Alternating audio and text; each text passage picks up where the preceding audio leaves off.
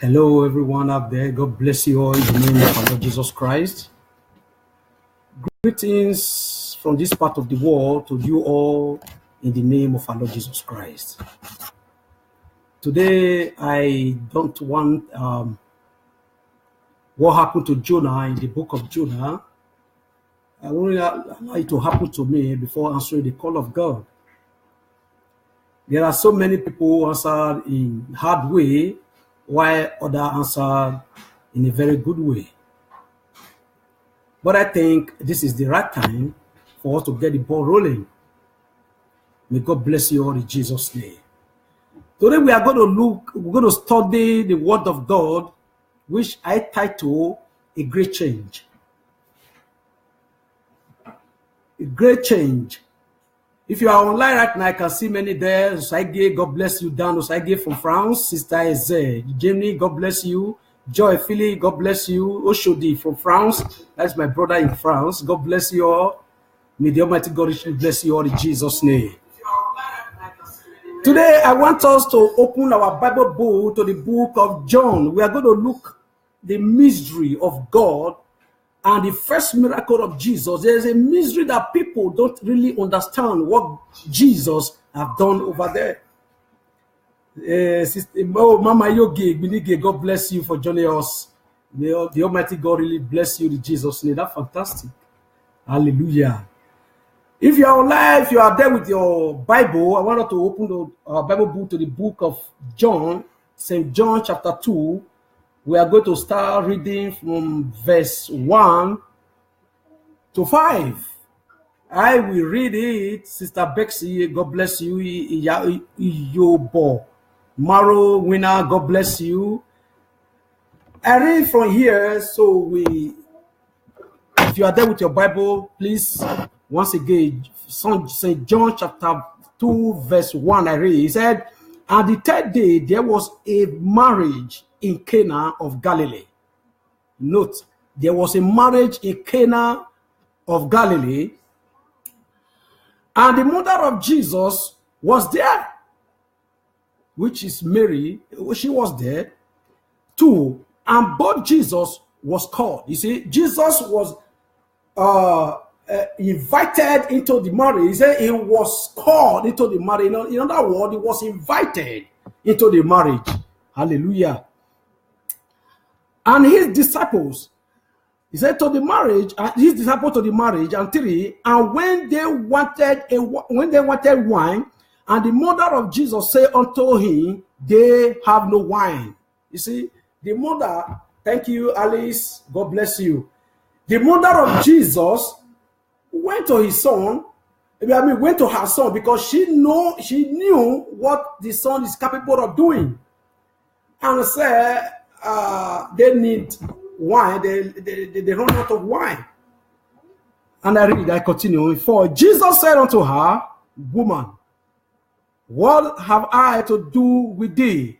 My hours is not yet come. You see, what have I to do with thee? My hours is not yet come. You are alive with me. God bless you all. I can see so many. Paul, my friend in France, in Le Havre. Paul Carlo, God bless you. Kaku, hallelujah. Then I read 5. His mother said unto the servant, listen very carefully. She told her mother, my hours have not yet come. But listen, I say, if you read 4 and 5 said, his mother said unto his servant. In other words, see, look at this bugger here. He was trying to tell the mother, Mama, my hour is not yet come. But the mama ignored, because the mother knew what she's capable of doing. Sister Tinuke, France, Luha, God bless you. Hallelujah. Brother Unity, I love you all. My father of best-in-law. The mother knew, look, don't give me that excuse. I bet even though your time has not come, but I am the one that gave birth to you. You have been performing mystery in my own house. So don't tell me that excuse. Instantly, the mother never replied him. She went straight to the disciples, but the Bible says his servant, whatsoever he said unto you, do it. It's just a simple mathematics. The mother don't even argue with him. Oh, son, you must do it today. These people need wine. No. Whatever she went straight to the disciples and to the servant, the way the Bible put it in King James. Whatever this man is my son, I know him. Whatever I ask you to do it without questioning. Don't question, just do it. Amen. So look at before we go further, I want you to see this misery here. It's a marriage that Jesus was called. They knew him. No other man, although the book of Isaiah described before Jesus was born many years back, Isaiah described how Jesus is going to look like. Although that is another topic, we'll go there the next time, not today. Jesus is said, like according to the way Isaiah described, he was a very ugly man. Not even like, oh, Sister Mama Jessica, I love you. Jesus was so ugly, according to the book of Isaiah. No one, like, the appearance was like, I beg, don't come close to me, I beg. Nobody, this kind of people will define. So, although let's go further. Let's jump to verse 8 to 10, then we conclude the verse here. He said, and he said unto them, draw out now. Look at it too. Draw out now and bear unto the governor of the feast. You know, we jumped from Sister Uji in Bakare. Hallelujah. God bless you. I'll be looking for your number. Your number is no longer going. Please, if you can send it to me, Sister Uji in London. And send it to the governor of the feast, and they bear it. 9. When the rulers of the feast have tasted, listen, when they have tasted the new wine and the water that was made wine, and they knew not when it was. Listen, when it was, but the servant. The governors, the organizer of the feast, never knew where this wine had been kept. Hallelujah. He said, but the servant, the people prepared the servant, which draw of the water of servant, which draw to the governor of the feast, called the bridegroom. 10, the main place we are going now. So I will analyze it to you all. Sister Grace Imuse, God bless you. Siva, Unique, I love you. And you ran away from me when I came to France. 10, the last verse here say, and say unto him, every man at the beginning do set forth good wine, and when may have well drunk. This is where we are going. Hallelujah. When may have well drunk, then that which is worst, but thou hast kept the good wine until now. May God bless us in Jesus' name. You see, we in the body of Christ, we worship God in different churches and listen to different messages from all our men of God, anointed men of God over the world. And today, you guys are saying, okay, this one has come again. Let me tell you one thing. The Bible says in the book of Matthew, it says, truly the harvest is right, but the laborers are few. If you compare the preachers in this present world now to the population of the world, we are not enough. Preacher is enough. You looking at me now, God needs you. Jesus needs you at this end time. There are some perishing in the Middle East, in Africa, in Europe, in this part of the world, in Australia, South America, North America. Jesus needs you to take the gospel. The gospel never means when you hold the holy book and stand on the pulpit. You can be a singer, and through your singing, healing will be taking place, deliverance, salvation will be reached to the people. You never mean until you hold the Bible and stand on the pulpit. There are many ways God needs your service to reach the people, the ISIS people, which are in Syria, in Libya, killing people. Jesus needs you to go to the Boko Haram in Nigeria and Cameroon. Jesus needs you to go to Afghanistan or Pakistan to tell the Al-Qaeda what they are doing is evil. They are wrong ways. Jesus needs you to go to Somalia and tell those what they call them over there that their ways is not the way. So if you combine the whole preachers in the world, whether bishop, whatever the title they give themselves, where the preachers are not 6 million in the world or 7 million compared to 8 billion population we are having. If you want to, in a mathematical form, divide it, you should know the work. So let's join hands together, preach the gospel to the poor, those who are misled, those who are living in sin, chasing other women when you have your wife at home, doing 1 + 1 + 2, 1 + 1 = 30. You are in the wrong way, Sister Yvonne. I hope you are in Nigeria. God bless you. Thanks for joining us. Then look at this misery here, where the governors of the marriage, they tasted the new drink. They had the question, say, no. Where do you people kept this drink? Where have this drink been? So after we might have drunk and not satisfied, we are tired. Now you are bringing the best one you ought to bring at the beginning of the marriage. What does that tell us? It's a misery. Listen, you are being in a church that year to year salvation message are not preached to you. You are drunk the wrong wine. You are being in a congregation, Brother Gordy in Austria. God bless you. I didn't expect you, my brother. How far now? You are being in a congregations where the pastor telling you the thing of this month is laughter. The thing of this month is divine favor. The thing of this month is upliftment. There's nothing bad in all those things of the month. But I'm telling you, the era we are now, we need salvation. We need Jesus. Because the Bible said in the book of Matthew 6:33, it says, seek ye first.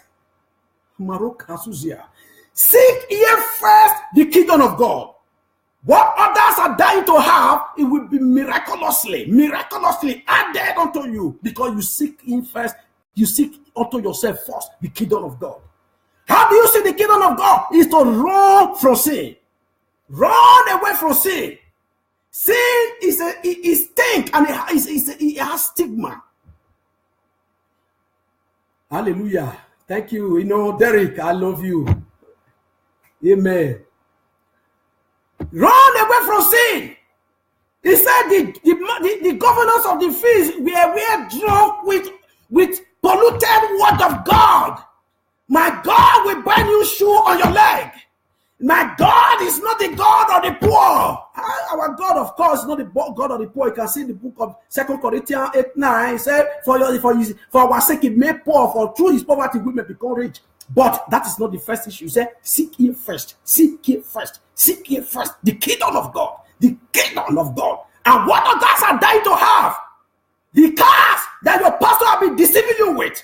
The mansion that is telling you that because of that is not preaching salvation. The word of God that will prepare you for the second coming of our Lord Jesus Christ have not reached to you. It is time you start it now. Start hearing that undiluted word of God. The undiluted word of God. Listen. Any man of God that is preaching at the congregation and say, right now, pastor, you are pampering your member into their sin. They should hate you for saying this truth. They should hate you. Because if you look, the life history of Jesus, whenever I went to the temple or the synagogue to preach, people after he preaching, they look for stone, they look for wood. Where is it? How can you tell me this? How can he say? Because he had told them what they're doing is wrong. John the Baptist was beheaded for truth. This era, the trumpet is at the point when it's going to sound any moment from now. God putting shoes on your leg will not prepare you for the second coming of our Lord Jesus Christ. You are seeing you riding a new brand new car will not prepare you for the second coming of our Lord Jesus Christ. I see you before this year end, you are moving from Lekki to Victoria Island. We don't prepare you for the second coming of our Lord Jesus Christ. Those are the gospel you have been hearing are the wine that were being served before. Now you are tired. The new wine is coming to your way right now.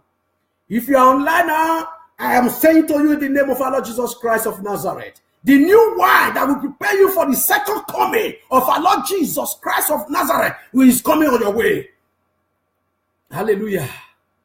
The wine that will tell you, look, when you were in the world, you went to cosmetic shop, you went to where they sell all this jumpers, staircase, and bought whatever you were wearing to wherever you used to go. Now you say you are decided to follow Jesus. The same shop you are still going to buy whatever you are using to church. You are a Jezebel in the church. You are a Jezebel in the body of Christ. Go and look the Bible from Genesis to Revelation. It was only Jezebel that was painting and repeating, and she died mysteriously. As a prostitute go to shop and bought something, the same prostitute you are her, you will be killed. The same prostitute, you are still best of the same feather. You haven't changed. The old wine is still in you, not the new wine. Every weekend you should hang out with friends that never know Christ, discussing how to go inside bottle and sit down, how to chase new girls from club to club. And the same friends, as you call yourself born again, and the same friends, both of you are still hanging out, discussing those evil conversations. You are best of the same feather. The old wine is in you. I tell you, my brothers and my sister, this new wine that has come is to tell the married women who is chasing women after their wife that enough is enough. You are heading to hell. Is to tell those politicians, most in Africa, that be saying 1 + 100, enough is enough, or you are heading to hell. Is to tell those pastors, whenever the politician has stolen the government money, the money that made for the masses, and they came to your church and be sponsoring your church, enough is enough, you are heading to hell. Praise the Lord. You are not a smoker, but all your friends you move together, they are smokers. He said, show me your friend. I will tell you who you are. You are not a drunkard, but all you move together, they are drunkard. You are not a liar, but you be on phone with a liar for minutes, hours. What are you people discussing? You put it down, people are tearing others. Better change and accept this new wine that have been kept for ages. Now it has come to you. The salvation that comes to you. You receive the salvation of God today, now be saved in the name of Jesus Christ. I pray to you now, if you are being in the wrong congregations, before now, the Holy Spirit of God is going to reach you in the precious name of Jesus Christ. Let's open to the book of Matthew. Hallelujah. Aka Jehovah nemema ọrụ ebube ya kelerugharị n'ebe nọ isi ike ndụ ke na-adịghị ya tata aka Jehovah nemema o aka Jehovah nemema ọrụ ebube ya kelerugharị n'ebe nọ isi ike ndụ ke na-adịghị ya tata aka Jehovah nemema. Matthew, we are going to see Matthew chapter 16. Matthew 16. Hallelujah. Matthew 16, I'm going to read from 24 to 26. May God bless us in Jesus' name. 24 said, Then said Jesus unto his disciples, listen and listen good. Then said Jesus unto his disciples, if any man will come after me, let him deny himself and take up his cross and follow me. 25. For whosoever will save his life shall lose it, and whosoever shall lose his life for my sake shall find it. 26. The last verse said, for what is a man profited if he shall gain the whole world and lose his soul? Or what shall a man give an exchange for his soul. Luke 24 very carefully. There are 3 criteria Jesus laid down for us. 3. He said, number 1, any man we. This is Jesus speaking. This is not Apostle Paul here. This is not Peter. This is the Messiah we all claim we are serving. He's the one speaking here. He has laid the rules for you and I to follow. Listen very clearly. He said, number 1, if anyone wish to follow me, he said, number 1, let him deny himself.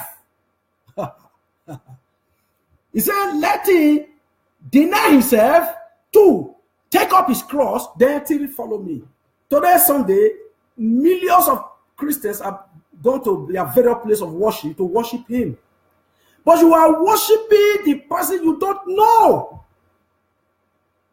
How the number 1 he asked you to do, deny yourself, you left that.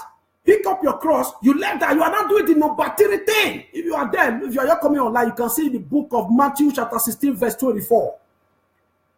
He said, number 1, pick up your cross. And number 1, deny yourself, pick up your cross, then follow me. How do you deny yourself? I said it earlier. When you were in the world, and now you are now in Christ, there's no difference. You haven't denied yourself. This message is titled A Great Change. I remember his blessed memory, Sonny Okoso, he sang the song before he had gone to glory. He said, all the baba thing I used to do, I do there no more. All the baba friends I used to keep, I keep them no more. All the baba food I used to eat, I eat them no more. It's a great change since I'm a God. You see, when the food you used to eat when you were in the world, now you are a Christian. You haven't changed for such evil food. You haven't changed. You haven't denied yourself. Those Jezebel property in your wardrobe, those Jezebel clothes that attract men, you may put it on. So there are some people, mostly the women, they put it on that is comfortable with me, but you are causing people to commit sin because it's the same cloth of harlot. The harlot wear to club, you are still putting it on. Then in another way, you are harlot. Praise the Lord. There should be a change. Deny yourself. Look, Christianity is not bread and butter. Any man of God keep telling you it's easy, is a liar. It was not easy for Jesus. You know how many Jesus fell down when he was picking the cross? Do you know what the cross means in our salvation life today? Salvation means both of us living in Western world where there is winter. In the winter, you put your hand and go and worship God. In the summer, you put your hand to go and worship God. Midnight, you go for midnight service. In the day, you go for all the activities in the church and make sure you serve your God. These are the way you carry your cross. If you are being invited to a church at the same time, your club, your village club or your community club, and you do it the same thing, you deny church for community club. You haven't deny yourself. You haven't pick up your cross. People should know who you are. They should know who you are. Hallelujah. Pick up your cross. Cross, Jesus fair when he was even carrying his own, physically fair. So in the process of you carrying your cross spiritually, there will be trials and temptations. That is why we need brotherly love in the body of Christ, that we pray by prayerfully or interceding on your behalf, helping you to wake up, get up when you fall with your cross. Hallelujah. Most of you claim to be a churchgoer. Your grandmother, your mother is serving Olokun on your behalf. You haven't denied yourself. You are heading to hell. Hell is horrible. It's horrible. By the grace of God, permit me to quickly share one revelation God gave me on the 2nd of November 2013. In that revelation, I spent 5 hours on Judgment Road, just 5 hours. My dear brothers and sisters, whether you are on the line now, you go to join me, you go to come across my way in YouTube, wherever, later, listen and listen good. Jesus will only be merciful not to you when you are alive. If you die, you can't look the face of Jesus. It's opposite of mercy. It's opposite. If you see judgment throne, you can't stand it. You can't stand that. Jesus gave me 1:1, mostly women. Jesus told me, tell my children, no women with eyelashes. What do you call it? The one you guys see here, we see my face. No women with weave-on, artificial hair, we see my face. No women with trouser, we see my face. I told the women around me, I said, look, this is the message. One asked me, said, in this code? I said, yes. We even thank God there's climate change now. In the 40s, you have to go and see the documentary of this land. There was no climate change then, and the women, they don't wear trousers. So you have no excuse. You have no excuse. They don't put on trousers there. And there was no climate change. It was raw then. May God help us. May God bless us. This message coming your way, my brothers and my sister, not to criticize you. Jesus was even running away for the holy, people called themselves holy, was going for the sinners.